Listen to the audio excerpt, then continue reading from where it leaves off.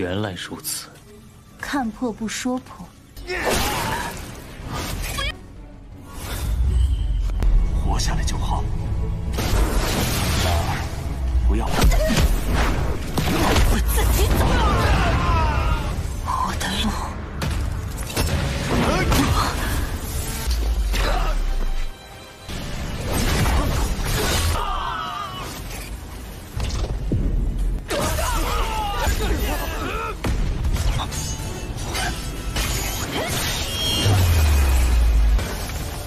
回去传个话。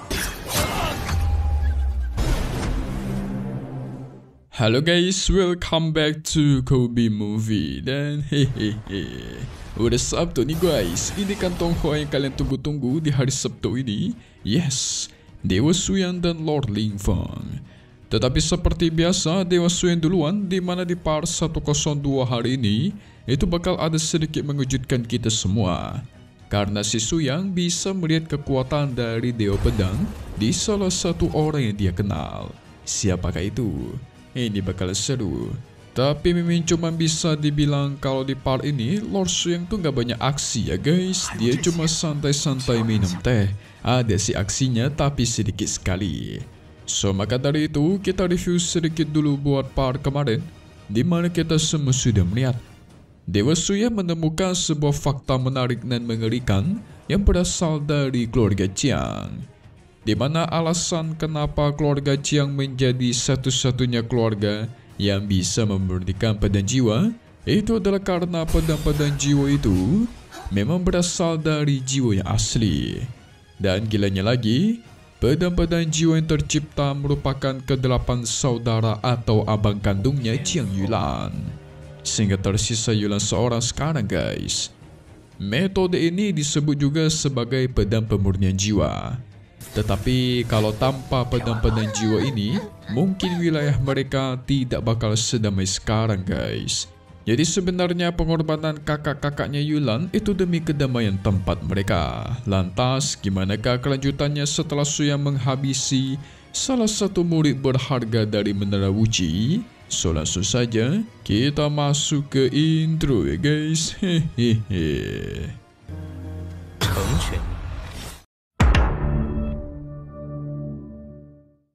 Singkat cerita, sang ayah yang sudah merasa putus asa karena Suyang menghabisi salah satu murid dari sang Raja Pedang.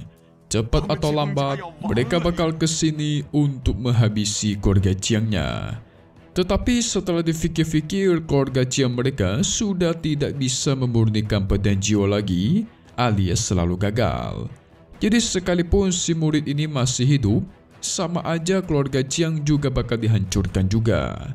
Benar juga sih guys. Yulan memastikan agar semua ini serahkan kepada dirinya saja. Singkat cerita, ternyata Jiang Yulan meminta bantuan kepada Lord Suyang. Meminta bantuan apa kita masih belum tahu. Ia dengan sombong menawarkan diri kalau dialah yang bakal turun tangan untuk melawan para musuh nanti. Anjay, ini kelelawar kecil-kecil sombong nih ya.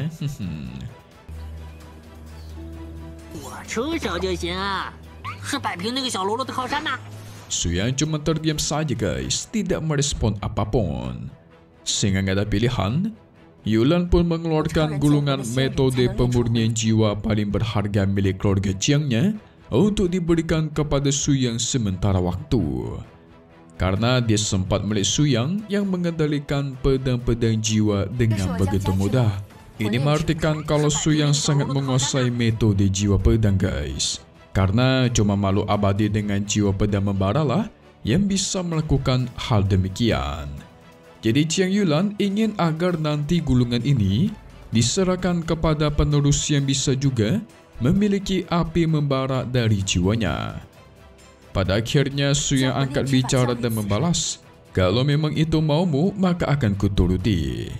Tetapi Suyang memperhatikan aura jiwa pedang milik Yulan yang semakin membara guys, di mana aura itu terhubung dengan pedang-pedang jiwa yang ada di makam abang-abangnya. Wah mantap nih. Bakal bangkitkah kekuatan dari dalam dirinya? Bisa jadi. 就如此，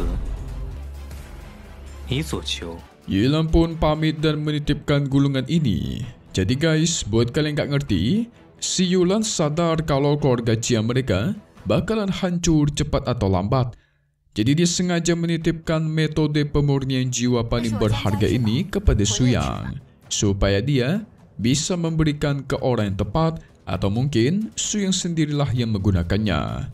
Daripada harus jatuh ke tangan sang raja pedang jahat yang nanti malah menyebabkan kekacauan di mana-mana, ya kan? Seperti itu. Setelah Yulan pergi dari sana, mereka pun menggosipkan dirinya. Tetapi ketika Suyang membuka gulungan itu dan melihat isinya, dirinya pun mengerti.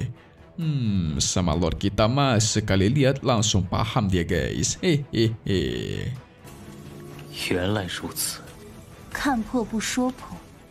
Sementara itu, keluarga Jiang diserang oleh beberapa murid dari Menara Uji.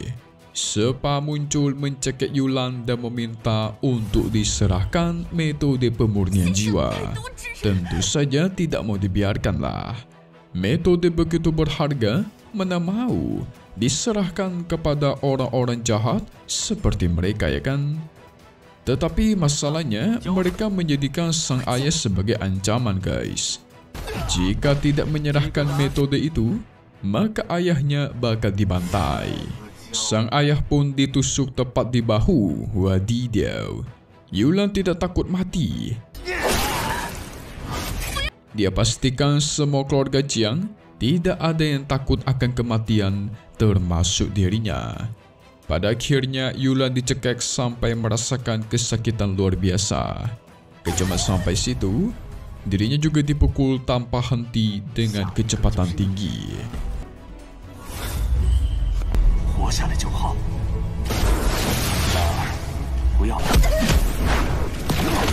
Sementara di atas sudah ada si Sanyan dan Yaya, mereka memantau guys. Di sini mereka nggak ikut campur dalam masalah ini. Yaya mengatakan kadang ada beberapa hal yang tidak bisa mengandalkan orang lain. Sepertinya Mimi mengerti maksudnya ini nih.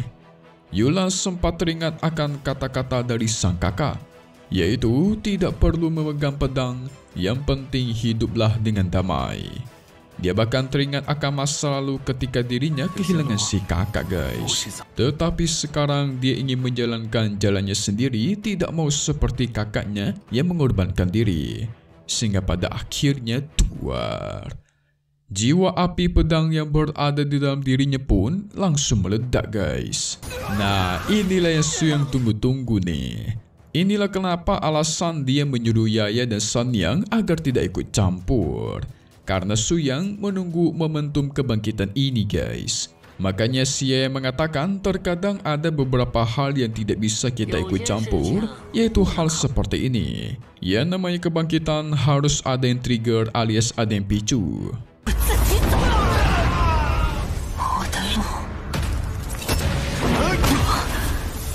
Setelah Yulan masuk ke mode kebangkitan, barulah Sanyan dan Yaya turun tangan untuk melindungi dirinya. Tentu mereka merasa kesal atas kehadiran kedua orang yang tidak diundang.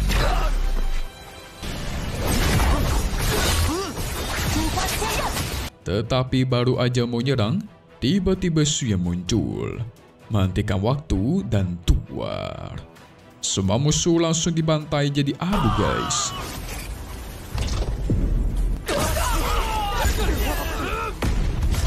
Suyang pun langsung membantu kebangkitannya dialami oleh Yulan. Gak cuma itu, dia juga menggunakan batu biru naga yang didapatkan kemarin untuk dijadikan sebagai bahan dalam memperbaiki pedang-pedang jiwa milik keluarga Jiangnya. Apa? Suyang juga bisa memurnikan pedang jiwa? Hanya karena dia tadi membaca gulungan itu sebentar, dirinya pun langsung mengerti caranya guys. Mantap. Kekuatan chi milik Suyang juga terlalu overpower. Jadi membuat pedang jiwa baginya itu sangatlah mudah, ya enggak? Mantul. Semuanya pun berhasil disempurnakan.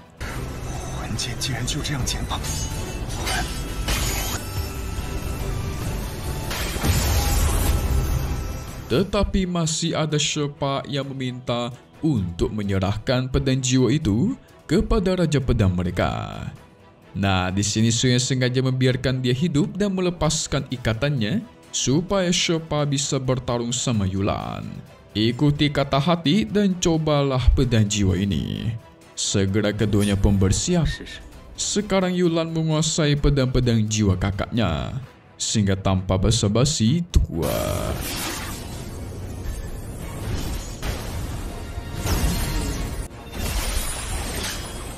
Pertarungan pun terjadi. Yulan begitu mahir mengendalikan ke-8 pedang sekaligus. Satu sisi menyerang, satu sisi bertahan. Pada akhirnya tua. Shepa berhasil dia serang secara telak dan dia lumpuhkan. Mantap. Kemenangan buat keluarga Jiang. Yulan pun mengucapkan terima kasih karena sudah memperbaiki ke-8 pedang jiwa keluarganya. Tetapi ternyata Shepa masih belum meninggoy. Dia pastikan konferensi penempaan pedang akan dimulai dalam 8 hari lagi. Nah, saat itu tiba, keluarga Jiang bakal dihancurkan dan Raja Pedang sendirilah yang bakal turun tangan. Tetapi karena kebaikan ngomong, langsung Suyang serang sampai menempel di tembok.